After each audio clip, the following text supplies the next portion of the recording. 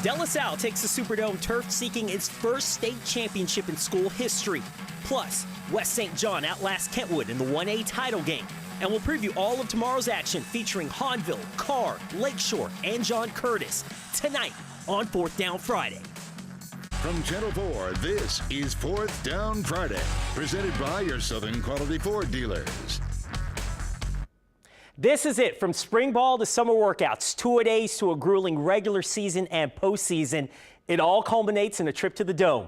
What up? Welcome to 4th Down Friday. I'm Ricardo LeComte. Those teams fortunate to survive all of that get one shot at becoming a state champion. And for one team, it's taken 56 years to finally get a crack at a championship. The De La Salle program making its second ever trip to a state title game. We bring in Andrew Doak for more on the Cavaliers' quest to win their first ever state crown in today's Division II final against U-High. Andrew? Hey, Ricardo. Yeah, when you look at the season's resumes of De La Salle and University High, it's hard not to argue that today's Division II matchup was for the best team in the state of Louisiana. De La Salle with a win over 4A's Edna Carr, while University High with wins over 3 teams at the Dome this weekend, including 5A representative Zachary. It was truly a meeting of two Goliaths this afternoon. De La Salle found themselves back in the state title game for the first time since 1961.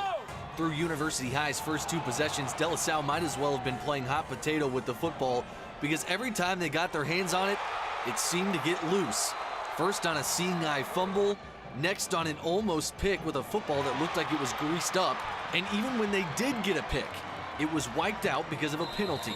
That's the way it goes. I mean, there was about 4 of them that I counted. When I go back on film, I'll see it, but there was about 4 that I kind of wrote down on my little chart that the ball didn't bounce our way by inches. And that trend continued.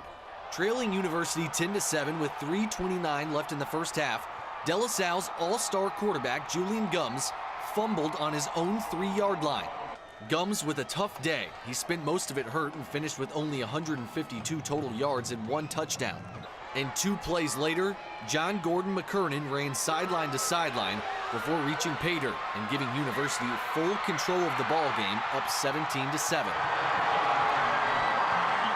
The Cavaliers were able to salvage a field goal to close the first half and open the second half with one as well to get back within as few as 4 points. But on their 3 straight drives to follow, special teams buried the Cavs' chances. An 11-yard Gums punt led to a 31-yard tiptoe touchdown from the state title game MVP Michael Hollins to give University a 24-13 advantage. And on their ensuing drive, another Gums punt deep in De La Salle territory turned into 6 more for the Cubs on a 54-yard punt return from Michael Martin to stretch the game out of reach 31-13. From there on out, the lead just too much to overcome as De La Salle falls in the state final 45-19. I mean, these guys right here that's at the podium created something special for De La Salle High School. After all these years, you know, we've brought De La Salle to a place that we've never been. We've done things that people thought that we never could do. At the end of the day, we are champions. Manali has truly taken De La Salle from a perennial afterthought to a powerhouse contender. Even though 19 seniors came up just short of earning a state title, that really still eludes their trophy case. No one should be surprised if it takes De La Salle less than 56 years this time to be in this exact position again with a shot to change the outcome. Ricardo? Absolutely, Andrew. Thank you very much. In today's other 2A state finals at the Dome, West Feliciana and Richwood going at it right now in the 3A state final. West Feliciana leads at 37-21 over Richwood, and earlier Welsh took down St. Helena for the 2A crown. A pair of teams from our area squared off for the 1A championship on Thursday, with West St. John edging out Kentwood for the title. Here again is Andrew Doak with how it all went down at the Dome. West St. John head coach Brandon Walters may have added a few gray hairs to his scalp on Thursday afternoon, but by the end of it, he could breathe easy. Those games, they check your heart. After going 3 and out on what could have been a game-sealing drive with a 20-14 lead, the Rams were forced to make a decision deep in their own territory.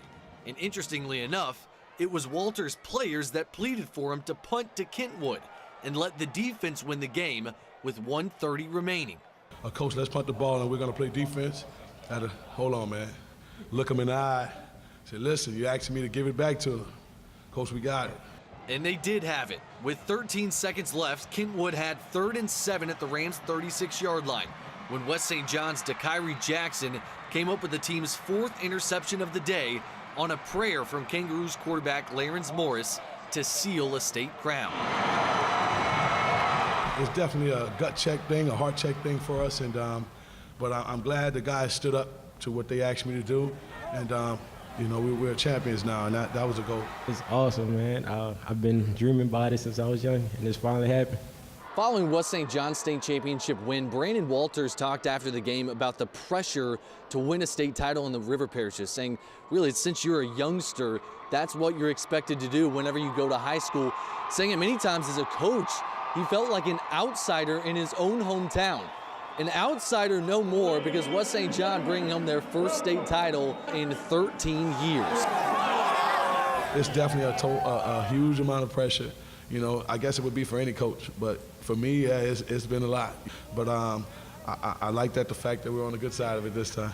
At the Superdome, Andrew Doak for 4th Down Friday. Coming up, we'll preview all of tomorrow's state finals as Puka Williams and the Hahnville Tigers hope to end their storybook season with the 5A championship. Plus, Carr looks to defend their title against a historic Lakeshore team. And perennial power John Curtis is back in the Dome after a 3-year drought with the Division I championship on the line.